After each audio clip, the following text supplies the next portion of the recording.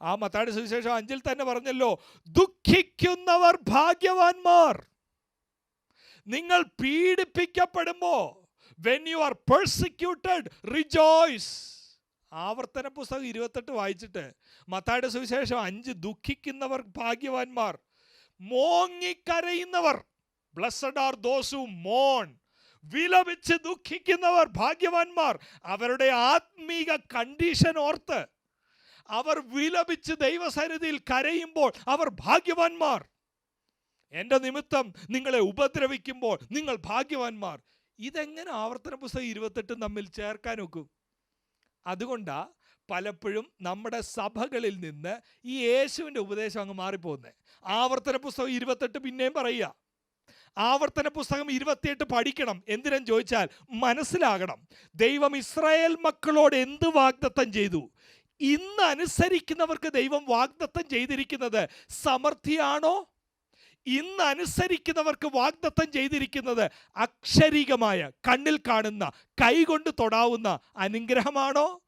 ദൈവത്തിൻ്റെ ഒരാടമേലുള്ള ദൈവത്തിൻ്റെ അനുഗ്രഹം പുതിയ നിയമത്തിൽ അളക്കപ്പെടുന്നത് വസ്തുവകകളിൽ ആണോ? അങ്ങനെയാണെങ്കിൽ അപ്പോസ്തലന്മാർ ആരും അനുഗ്രഹിക്കപ്പെട്ടവരല്ലല്ലോ.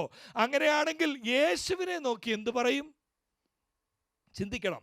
യേശുവിനെ പ്രസംഗിക്കുമ്പോൾ കഷ്ടതയെ പറ്റിയുള്ള സങ്കല്പം മാറും. യേശു പറയുന്നു, നിങ്ങൾക്ക് ഈ ലോകത്തിൽ കഷ്ടമുണ്ട്, നിങ്ങൾ പീഡിപ്പിക്കപ്പെടും, ദുഃഖിതരായിരിക്കേണ്ട അവസരം വരും. എന്നാൽ ഒന്നിനെക്കുറിച്ചും വിചാരപ്പെടേണ്ട. മുൻപേ അവൻ്റെ രാജ്യവും നീതി അന്വേഷിക്കുക, അതോടുകൂടെ നിങ്ങൾക്ക് ആവശ്യമുള്ളത് തരാം. ഒരു പക്ഷേ സമൃദ്ധിയായി, മറ്റുള്ളവർ നോക്കുമ്പോൾ ദൈവം മാനിച്ചതാ എന്ന് പറയത്തില്ലായിരിക്കാം. ആദിമ നൂറ്റാണ്ടിലെ സഭകളെ നോക്കി ആരും അത് പറഞ്ഞില്ല. ആദിമ നൂറ്റാണ്ടിലെ സഭകളെ നോക്കി മനുഷ്യർ പറഞ്ഞത്, ദാ വെറുക്കപ്പെട്ടവർ, ദാ പീഡിപ്പിക്കപ്പെട്ടവർ, ദാ വസ്തു വിറ്റ് ഓടി നടക്കുന്നവർ, ദാ ചിതറിക്കപ്പെട്ടവർ എന്നല്ലേ പറഞ്ഞത്. അവർക്ക് ഒരു പ്രമേയമേ ഉള്ളായിരുന്നു, യേശു. അവരുടെ ആരാധ്യ പുരുഷൻ യേശു, അവർ യേശുവുമായിട്ടുള്ള ബന്ധം. അതുകൊണ്ടല്ലേ കഷ്ടത്തിലൂടെ പോകുന്നവരോട് എബ്രായ ലേഖനകർത്താവ് ലേഖനം എഴുതുമ്പോൾ 2-ാം അധ്യായം 6-ാമത്തെ വാക്യത്തിലൊരു കാര്യം പറയുന്നുണ്ട്. യേശു എല്ലാത്തിനും മീതെ ഉള്ളവൻ, പക്ഷേ ഇന്ന് എല്ലാം അവൻ്റെ കാൽക്കീഴായി നമ്മൾ കാണുന്നില്ല എന്ന് മുമ്പിലത്തെ വാക്യം പറഞ്ഞിട്ട് 2-ന്റെ 6 പറയുന്നു, ബട്ട് വി സീ ജീസസ്. നമ്മൾ യേശുവിനെ കാണുന്നു.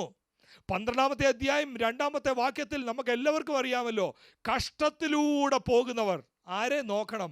കഷ്ടത്തിൻ്റെ നടുവിൽ വിശ്വാസത്തിൻ്റെ നായകനും പൂർത്തി വരുത്തുന്നവരുമായ യേശുവിനെ നോക്കണം. നോക്കിയാൽ എന്തോ കിട്ടും? നോക്കിയാൽ കിട്ടുന്നത് നിന്റെ പ്രതിസന്ധി മാറാൻ പോകുക എന്നല്ല. ആ സന്ദേശമല്ല കിട്ടുന്നത്. തൻ്റെ മുമ്പിൽ വെച്ച സന്തോഷം ഓർത്ത് അവൻ ക്രൂശിനെ അലക്ഷ്യമാക്കി കഷ്ടതയെ സഹിച്ചെന്ന്. He endured the cross. യേശുവിനെ നോക്കുമ്പോൾ, യേശുവിനെ കുറിച്ചുള്ള ജീവിതത്തെ പറ്റിയുള്ള സന്ദേശം കേൾക്കുമ്പോൾ കഷ്ടമൊന്നും വരത്തില്ല ബ്രദറെ നല്ല കേൾക്കുന്നത്.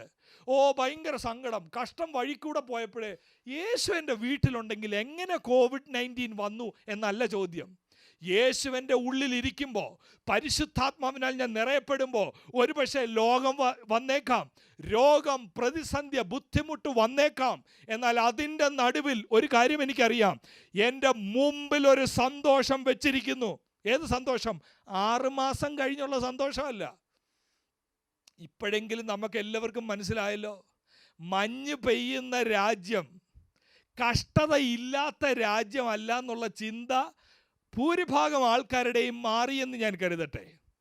ഇപ്പോൾ ലോകം മുഴുവൻ ഒരുമിച്ച് വേദനയുടെ അനുഭവത്തിലൂടെ പോവുകയല്ലേ. ഈ ലോകമല്ല നമ്മുടെ വാഗ്ദത്ത ഭൂമി. എങ്ങനെങ്കിലും ഒന്ന് കടന്ന് അപ്പുറത്ത് പോകണം, ഇതല്ല പ്രത്യാശ.